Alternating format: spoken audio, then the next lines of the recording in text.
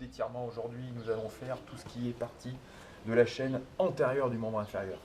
Donc nous allons commencer par le tibial antérieur et les extenseurs d'orteils, ensuite le quadriceps et puis le psoas iliaque. Voilà. Alors, pour la première partie, donc sur les extenseurs des orteils et du tibial antérieur. Tibial antérieur, hein, toute la loge antérieure. Le plus simple, vous venez vous asseoir sur vos talons avec une flexion plantaire de pied et vous venez vous asseoir tranquillement sur vos talons. Voilà. Mettez en sécurité au niveau de vos appuis les membres supérieurs de façon à retenir un petit peu le poids pour les premières fois. Toujours même principe, on travaille sur notre respiration hein, pour avoir une période de relâchement. Voilà, vous venez vous asseoir et vous relâchez. Ça, c'est pour toute la loge antérieure du tibia. Tibial antérieur, extenseur des orteils. Le quadriceps, on le connaît tous très bien. Le quadriceps, le plus simple. Alors, j'insiste sur un point, la position du bassin. Vous avez vu sur la précédente vidéo, je vous disais de bien antéverser ou rétroverser. Là, l'antéversion et la rétroversion. Vous voyez, le bassin verrouillé. C'est très important. Donc, au niveau de l'étirement du quadriceps, nous allons faire. Le mieux, c'est d'avoir un appui, de pouvoir poser dessus, accompagné avec la jambe. Et là, vous allez rétroverser votre bassin. Je ne veux pas de dos qui soit cambré, qui soit lordosé, pas d'accentuation de la courbure.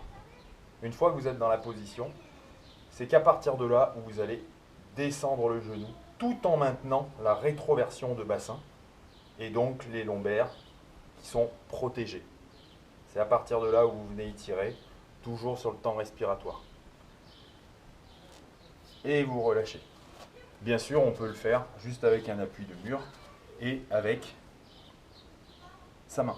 Mais pensez à rétroverser le bassin et ensuite à venir étirer votre muscle. Enfin, au niveau de l'iliaque psoas, le plus simple, venir en position fente, comme ceci. Vous laissez votre pied comme vous voulez. Hein. Et une fois qu'on est en position, et ben vous venez avancer votre bassin. Alors vous voyez, hein, notre lordose au niveau lombaire est maintenue, elle n'est pas accentuée.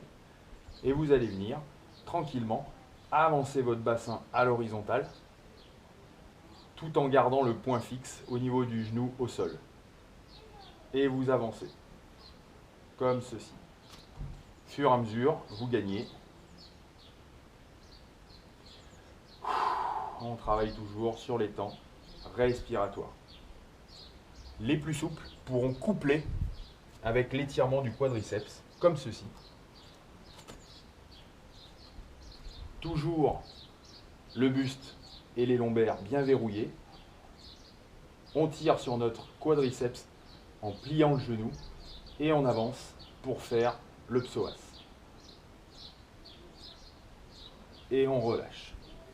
Dans tous les cas, j'insiste pour bien protéger les lombaires. Et pour ceci, il faut absolument que vous maîtrisiez votre bassin, en anté ou en rétroversion, selon les muscles que nous avons étirés dans ces deux premières vidéos. Voilà, allez, à bientôt. Au revoir.